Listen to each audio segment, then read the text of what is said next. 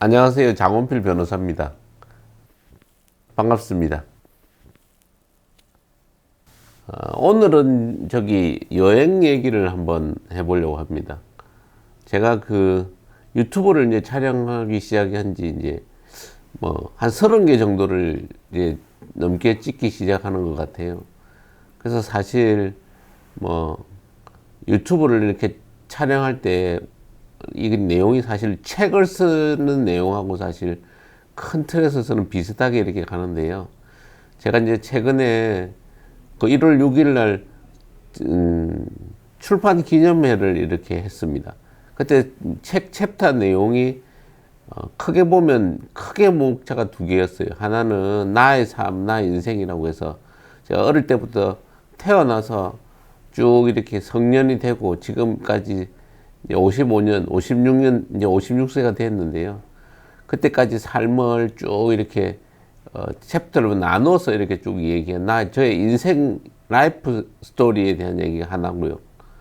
또 하나는 이제 제가 이제 정치를 하거나 이제 제가 다른 향후 인생 후반부에 집중하고자 하는 이제 제가 꿈꾸는 세상 또 만들어 가보고 싶은 정치, 경제, 사회, 문화에 대한 우리나라의 바람직한 모습이 어떨까 하는 것에 대한 얘기가 두 번째 얘기였습니다. 그래서 그 소주제를 쭉 달한 것이고요.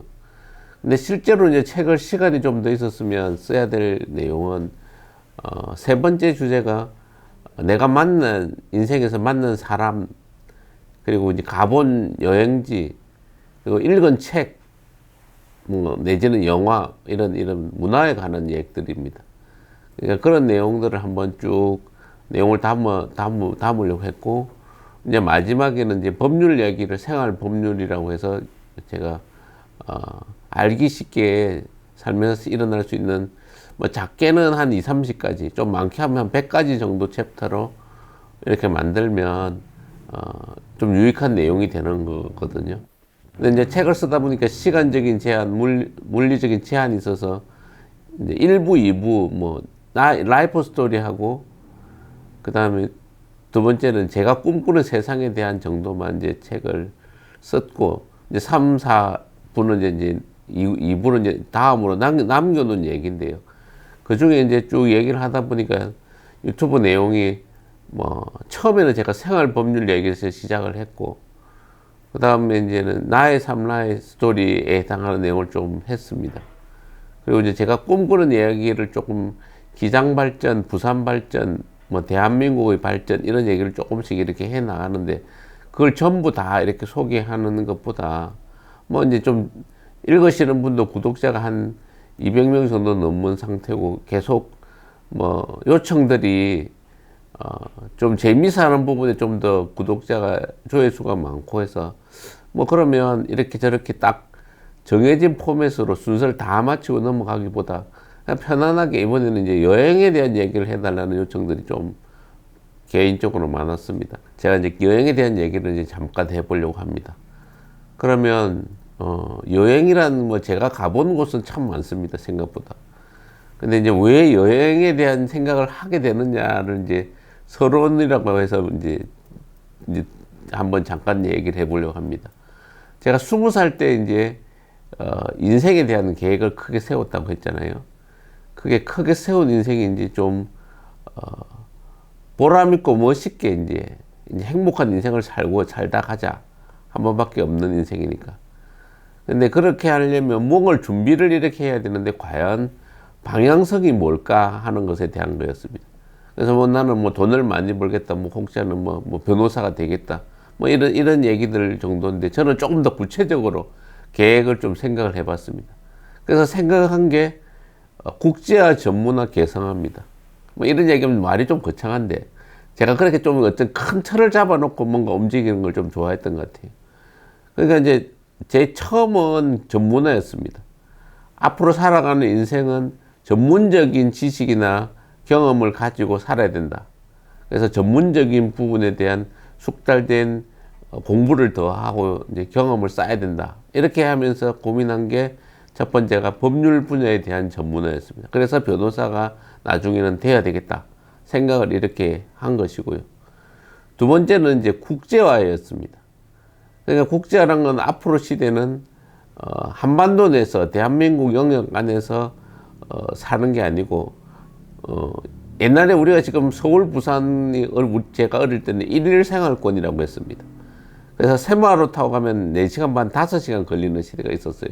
제가 대학교 다닐 때. 그럼 그때는 이제 서울 부산을 일일 생활권이라고 그랬습니다. 하루 만에 왔다 갔다. 근데 제가 이제 변호사가 되고 세계를 돌아다녀 보니까 중국하고 일본, 대만 정도는 일일 생활권이었습니다. 우스갯소리로 아침에 서울에서 밥 먹고 점심은 이제 중국에 가서 베이징에서 먹거나 상해에서 먹고 저녁은 도쿄나 오사카에서 먹을 수 있는 시대가 된 겁니다. 일일 생활권의 범주가 그냥 한국 내에 있는 게 아니고 좀 확 넓어진 겁니다. 근데 앞으로 시대 교통의 비행기가 좋아지면 유럽에서 이제 미국 이렇게 동부가 한국 이렇게 오는 게 일일 생활권이 될 날도 한 향후 20, 30년에 되지 않을까 생각했습니다. 그래서 어쨌든 그러려면 뭐 지금 AI가 발달해서 외국어를 이렇게 바로 동시에 통역하고 전달한다고 하는데 사실 문화란 건 그 나라의 언어를 이해해야 그 국민에 대한 삶을 이해하고 인간을 이해하게 되는 거니까 사실 그래서 국제화에 맞춰서 외국어 공부를 많이 하려고 했습니다. 그래서 제가 조금나마 영어는 어느 정도 뭐 웬만큼 의사소통이 되는 수준이고 일본어 공부를 한 2년 했습니다. 그리고 베트남 공부를 한 1년 했고 중국어 공부도 한 6개월 했습니다. 뭐 독일어는 고등학교 때 좀 했으니까 그거 가지고 대충 흉내내고 그러니까 뭐 어떻게 보면 여러 나라의 다국적 언어를 쓴다고 하는데 뭐 언어를 아주 깊게 능숙한 생활에 불편함이 없을 정도로 구사하지는 않는데 언어를 기본 언어만 이해를 해도 그날에 가보면 전혀 조금 생활하고 이렇게 살아가는데 불편함이 훨씬 적고 그 나라 국민들하고 빨리 친숙해집니다. 그래서 뭐 국제화를 추구해 갖고 그 언어를 바탕으로 해서 여행을 많이 다니려고 했습니다. 그래서 그게 이제 가까운 데는 그 중국하고 일본, 베트남 정도는 자주 가려고 했습니다. 기회가 된다면 1년이나 2년에 한 번 정도 꼭 가려고 생각을 했습니다. 그게 이제 사법연수원 이후의 일이긴 합니다. 실천에 옮긴 거는.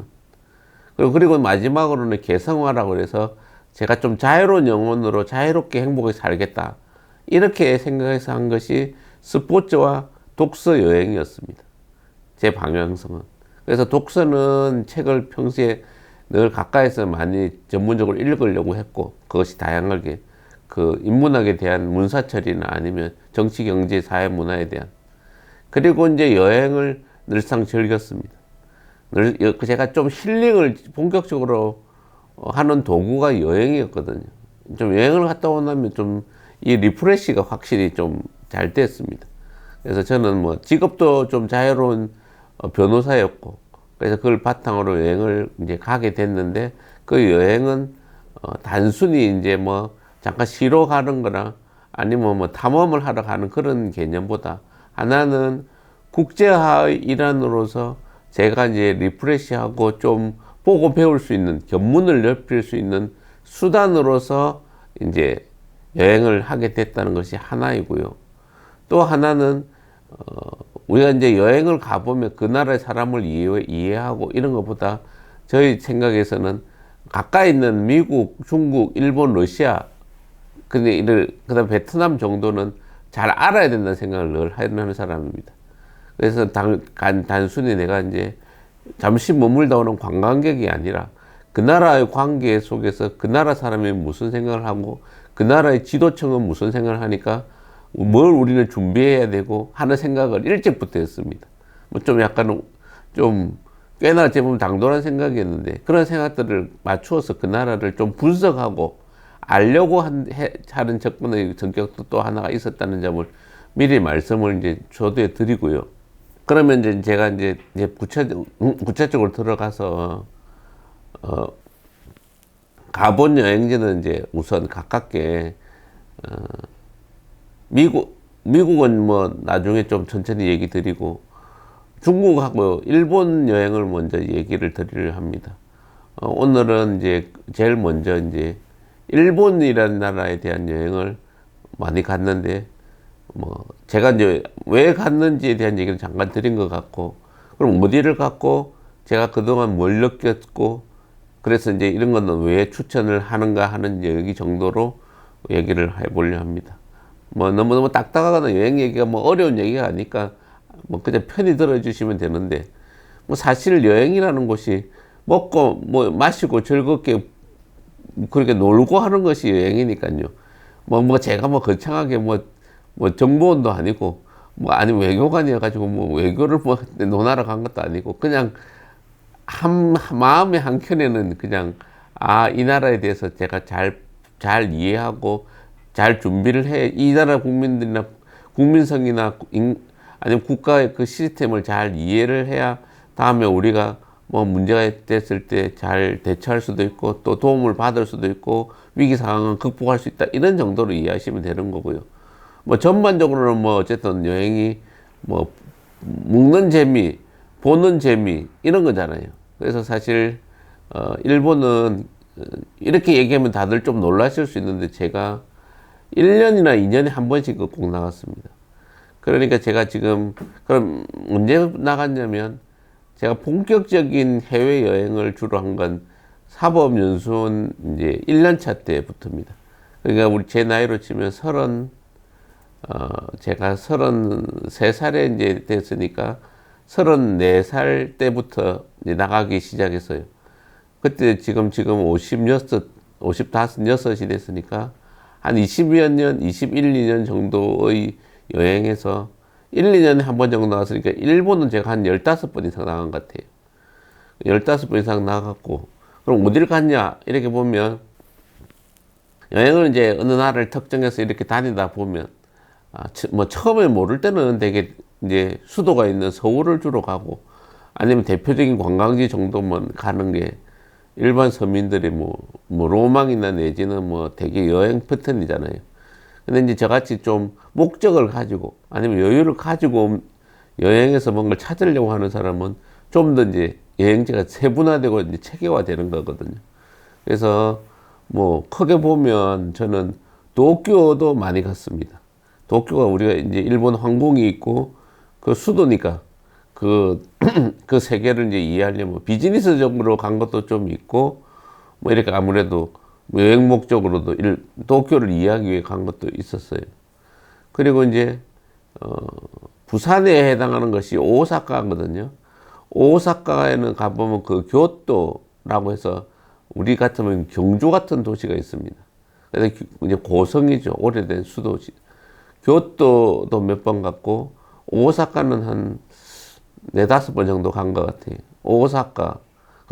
그 옆에 이제 나라라고 해서 옛날에 아주 오래된 우리 같으면 공주 부여 같은 정도의 도시가 있습니다. 그 다음 고베라고 해서 새로운 어쨌든 그 항구 도시가 있는데, 오사카나 교토에 이제 관문 도시 같은 역할을 하는 이제 항구 도시가 있습니다. 그래서 이제 되게 일본 여행을 가보면 수도권인 도쿄나 이제 후쿠오카, 도쿄나 요코하마라고 하는 요코하마가 인천 같은 곳이거든요. 도쿄나 이제 요코하마 번역을 한번 여행을 먼저 하고, 두 번째는 아까 말한 우리 부산 같은 오사카, 교토, 나라, 고베 하는 이제 부산, 이제 경주 뭐 이런 걸 좀 묶어서 이제 이런 식으로 이해하는 여행지를 한번 하게 됩니다. 그러고 나면 이제 대부분 이제 일본 이제 여행하기 좋은, 세 번째는 이제 여행하기 좋은, 이제 골프 치기 좋거나 휴양하기 좋은 곳을 찾아서 갑니다. 그래서 이제 겨울철에 이제 많은 여행지로 가는 게, 겨울에 이제 그 홋카이도 지역에 있는 그 삿포로 지역 일대를 이제 가서 뭐 눈 구경도 하고 뭐 오타루 이제 운하 이런 것도 보고 뭐 하는 그런 그 여행지가 있고요. 뭐 여름에는 쭉 내려오면 오키나와 지역으로 내려와서, 오키나와가 류쿠 왕국이라고 해서 그 약간의 이제 그 섬나라 같은 거거든요. 근데 딱 일본 사람들이 이제 가보기 좋아하는 이제 그 좀 약간의 류쿠 왕국의 어떤 그 풍토도 좀 있고, 그다음에 좀 이제 그 문화가 이제 일본이 섬나라긴 한데 또 섬나라가 기존에 이제 일본이 갖지 못하는 그런 모습을 가진, 약간의 이제 좀 골프 치기도 좋고 여행하기도 좋은 일반인들이 가는 그 오키나와 같은 곳도 있고요. 이제 좀 더 이제 목적을 가지고 이제 가 본 곳은 이제 어디냐면 야마구치현이라고 해서 그 지금 일본의 정치를 수상을 제일 많이 배출한 곳이 야마구치현의 하기시라고 하는 곳입니다. 거기는 이제 일본 근대화의 사람들이 이제 근대화의 주축을 우리나라 이토 히로부미 같은 이런 근대화의 주축들을 양성해낸 일본의 근대사에 대한 좀 이해나 공부를 하신 분은 이해를 하실 텐데 요시다 쇼인이라고 하는 사람이 있습니다. 우리 같으면 뭐 갑신정변의 주역의 아버지 이런 겁니다.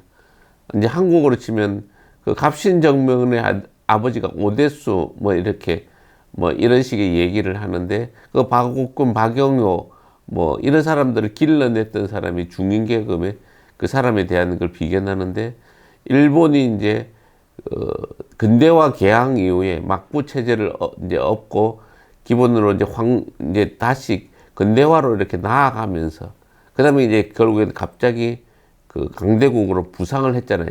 그 부상하게 된 그 주역들을 길러냈던 그 과정들에 대한 그 이해를 하기 위해서 주로 이제 야마구치현 하기시를 방문하면 이제 그런 부분이 있고요. 그다음 마지막에는 이제 좀 더 이제 일본의 시골 모습을 찾아 들어가 가지고 자연스러운 이제 대도시 관광객들이 많이 가지 않는 이런 곳을 이제 뭐 제가 또 몇 군데 가봤는데 이제 그 와카야마 같은 그런 곳들은 이제 일본 한국 관광객들은 잘 가지 않는 이제 누구의 소개로 특수하게 이제 찾아 들어가는 이런 관광 형태였습니다. 뭐 이런 뭐 대충 가본 곳은 이 정도의 곳인데 그러면 일본 이제 여행을 이제 제가 보고 느낀 거하고 이걸 추천을 하는 이유를 잠깐만 드려보면요. 일본은 우리하고 사실 뗄래야 뗄 수 없는 관계입니다. 제가 이제 부산에서 또 이 기장 죽성리 바닷가에서 사는데 기장 바닷가의 그 어촌마을의 풍경을 그 와카야마나 이런 시골에 가서 보시면 딱 비슷하다는 걸 딱 느낍니다. 그 일본의 바닷가 풍경이나 그 기장 죽성리 바닷가 풍경이 어떻게 이렇게 많이 닮을 수가 있을까 이럴 정도로 그 어떻게 보면 우리의 그 모습들이 일본에서 아주 많이 왔다는 거죠. 그래서 되게 친숙함을 느낍니다. 선민들 살아가는 그 집 구조가 비슷하고 마을 풍광이 어떻게 보면 비슷하게 만들어져 있어요. 집들이 조그맣게 뭐 그 이제 아주 조그맣게 집들이 다 만들어져 있고 바닷가 쪽에 주로 배치되어 있는 곳이나 산속으로 가봐도 다 이게 집들이 조그만한 그런 문화인데 그 서민들의 삶 자체는 나중에 일본을 관심을 가져보면 다 살기가 애환이 이렇게 많습니다. 경제가 지금보다 이제 일본은 잃어버린 30년이라고 합니다. 일본 빚이 너무 국가적으로 많아서 지금 이러지도 저러지도 못하는 상황에 놓여버렸습니다. 그래서 지금 금리를 고금리 시대인데도 일본이 금리를 올리지 못하는 건 일본이 안고 있는 빚이 더 너무 크기 때문에 금리를 올리다가는 그 감당할 수 없는 사태를 초래하기 때문에 지금 일본 위정자들은 골칫덩어리가 됐습니다. 일본이 잃어버린 30년을 계속 지금 유지하고 일본이 침몰하고 있다는 얘기를 할 정도로 위기 상황입니다. 근데 그에 비해서 서민들의 삶은 어쨌든 검소하고 열심히 살고 이렇게 각 지방을 이렇게 돌아보시면 느끼는 건데 우리 같이 홈플러스나 이제 지금 메가마트 이게 이마트 같이 이런 식의 패턴이 일본에는 정착된 지 오래입니다. 우리보다 더 빨리 시작해서 어떤 문화를 이렇게 시작한 것들이 있는데요. 다양하게 무슨 스포츠 센터나 아니면 뭐 놀이시설이나 영화관 뭐 이런 시설들이 이게 우리가 일본에서 이렇게 그 시스템들이 다 들어왔구나 기본적으로 출발은 그런 생각들이 금방 하게 됩니다. 일본의 중소도시를 이렇게 여행을 하다 보면 우리 시스템은 일본을 거의 따라가면서 성장했구나 하는 걸 이제 보는데 문제는 이제 30년 동안 정체를 했고 한국은 30년 전을 기준으로 하면 1994년이잖아요. 1994년이 한국은 물가도 올려왔지만 그래도 계속 성장을 했습니다. 지금 이제 문재인 정부 들어서 이제 저성장, 그 다음에 이제 성장 속도가 지금 뭐 잠재 성장률이 1%니 2%니 하지만 그래도 그때까지는 계속 성장을 쭉 많이 해와고 지금 이제 위기가 초래되고 있는 상황인데 그때까지는 계속 성장을 해서 지금 어떻게 보면 최저임금 비율이 한국의 최저임금이 일본보다 높습니다. 올려놔서. 그러니까 그게 그 벌이나 삶의 모습이 이제 어쨌든 이제 그런 모습이다. 첫 번째 얘기는 일본의 이제 뭐 도시를 돌아보고 생활하다 보면 한국과 너무 많이 닮았고 되게 비슷하다. 그리고 그게 아마도 한국이 일본의 모습을 쫓아가다가 배운 그대로 많이 문화를 이제 이어받아서 있는 거다. 이게 이제 첫 번째 드리는 얘기고요. 두 번째는 이제 일본 근대화 과정에 대한 얘기를 좀 더 이제 관심 있으신 분들이 뭐 공부를 좀 해야 된다고 봅니다. 일본 사람들이 우리가 영화를 만들면 우리는 뭐 요새 드라마나 영화가 이순신 장군에 대한 그 주제를 이렇게 많이 만들고 또 최근에는 이제 고려 그 강감찬 장군이 거란을 격퇴하는 역사물을 만들잖아요. 그 이전에는 이제 양만춘 장군이나 이제 그 영계소문 같은 안시성 뭐 고구려의 이제 수당하고 이제 다투는 역사 이런 것들이 많았습니다. 아니면 조선에 들어와가지고 왕과 왕비가 이제 암투를 벌이고 뭐 이렇게 당쟁을 하고 하는 이런 모습 이런 것들이 쭉 많은데요.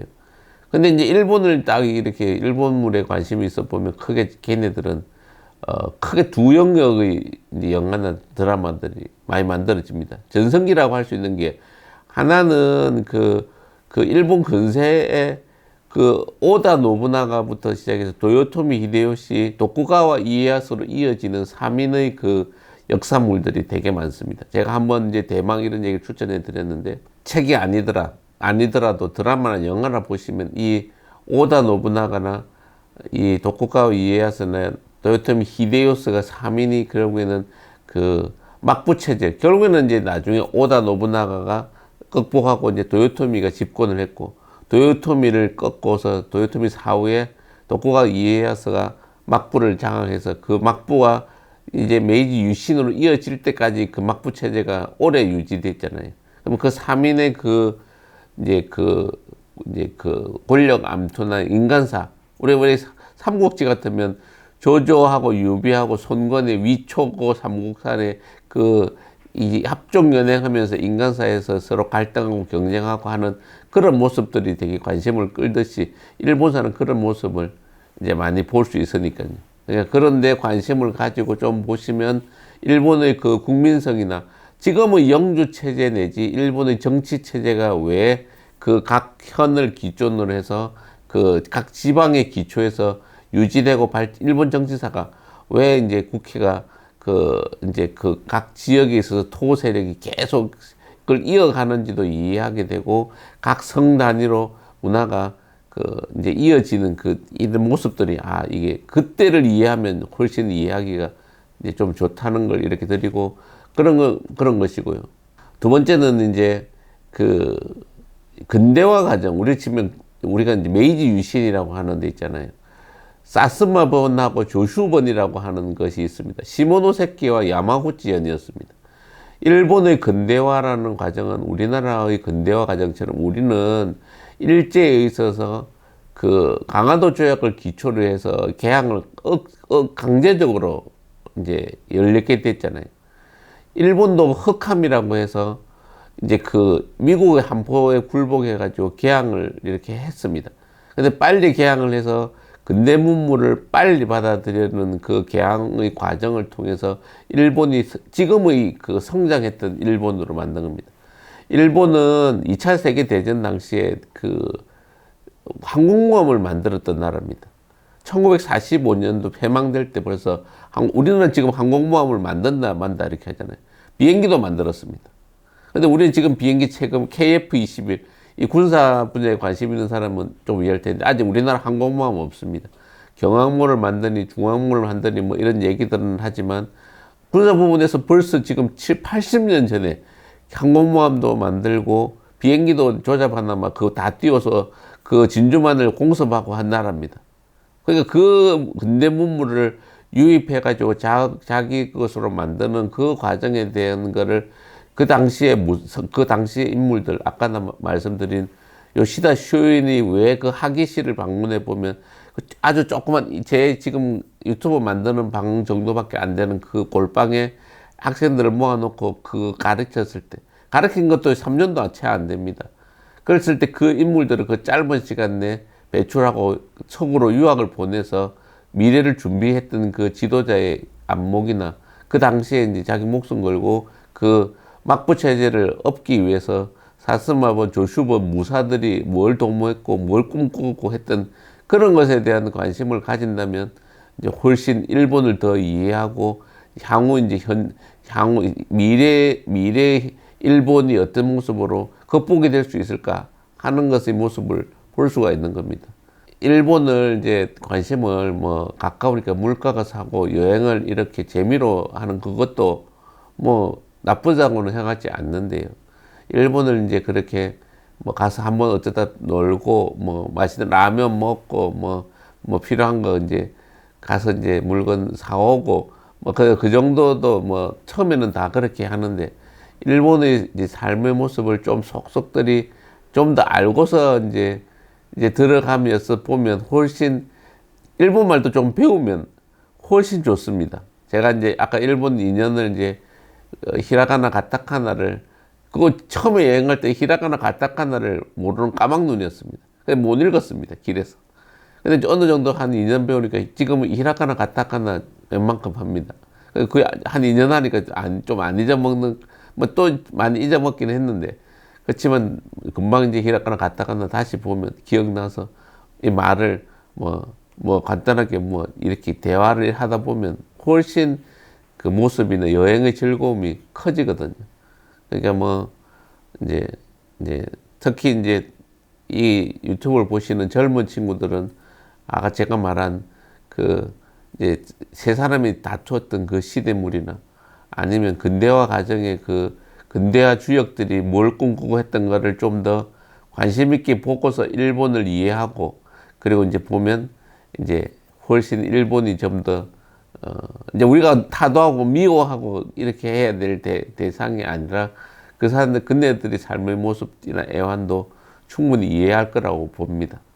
뭐 또 기회가 된다면 좀 한번 그때 여행지에서의 그 뭐 경험이나 재미있던 일이나 이런 건 한번 그 각자 그때 세부적인 도시의 그 상황에 맞춰서 한번 이제 들려드릴 기회가 있으면 얘기를 좀 더 구체적으로 해보겠습니다. 뭐 잘 시청해 주셔서 감사합니다.